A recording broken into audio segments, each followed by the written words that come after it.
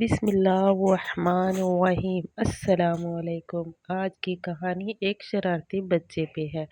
اس کہانی میں ایک شرارتی بچے کی ایک لمبی، دلچسپ اور سبق آموز کہانی پیش کی جا رہی ہے۔ یہ کہانی بچوں کے لیے تفریح ہے اور تربیت بھی۔ کہانی کا عنوان منیب کی شرارتیں۔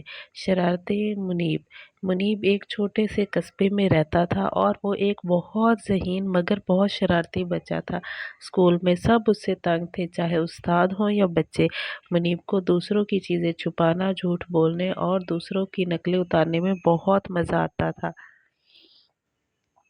ایک دن اسکول میں استانی صاحبہ نے بچوں سے کہا، کل ہر بچہ ایک ایک پودا لے کر آئے اور اسکول کے باغیچے میں لگائے۔ سب بچے بہت خوش ہوئے، مگر منیب نے شرارت سوچ لی۔ وہ گھر آیا مگر پودوں کی جگہ ایک چھوٹا سا ربڑ کا سانپ لے آیا۔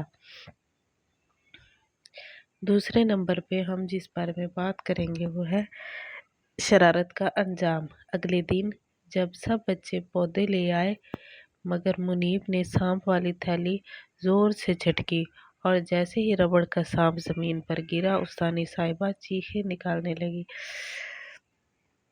سارے بچے بھی ڈر گئے جب پتہ چلا کہ یہ منیب کی شرارت ہے۔ استانی بہت ناراض ہوئی۔ منیب، تم نے ہم سب کو ڈرا کر رکھ دیا، یہ مذاق نہیں ہے، شرارت ہے اور یہ بہت بری عادت بن جاتی ہے۔ لیکن منیب نے صرف کہکا لگایا اور بھاگ گیا۔ اس کے بعد سبق آموز واقعہ۔ ایک دن اسکول میں سے واپسی پر منیب اپنی شرارتوں میں مصروف تھا مگر راستے میں ایک بوڑھی عورت دکھائی دی۔ وہ سڑک پار کر رہی تھی۔ منیب نے چپ کر کے پیچھے سے آ کر پٹخا پھوڑا۔ اماں ڈر کے مارے گر گئی۔ لوگ جمع ہو گئے۔ منیب کو بہت ڈانٹ پڑی۔ اماں کے ہاتھ میں چوٹ بھی لگ گئی۔ جب منیب کے والدین کو خبر ملی تو وہ شرمندہ ہو گئے۔ والد نے منیب کو گھر میں بہت پیار سے سمجھایا، بیٹا، شرارت اگر کسی کو نقصان دے تو وہ گناہ بن جاتی ہے۔ نیا منیب۔ اس دن کے بعد منیب بہت بدل گیا۔ اس نے اماں سے معافی مانگی اور ان کی دوائیاں لا کر ان کو دی اور روز ان کا خیال رکھتا، ان کو پوچھنے آتا۔ اسکول میں بھی سب اس کی مدد کرنے لگے۔ اب وہی شرارتی منیب سب کا پسندیدہ بچہ بن گیا تھا۔ انعام۔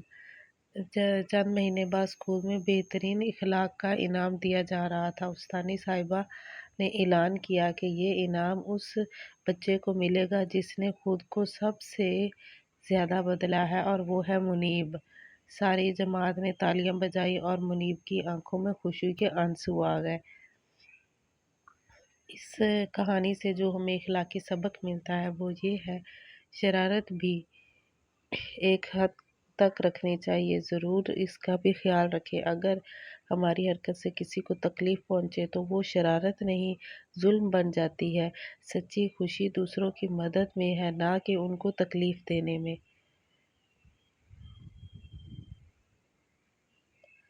اگر آپ کو میری یہ کہانی پسند آئی ہے تو میری اس کہانی کو لائک، شیئر اور سبسکرائب ضرور کیجیے گا۔ اللہ حافظ۔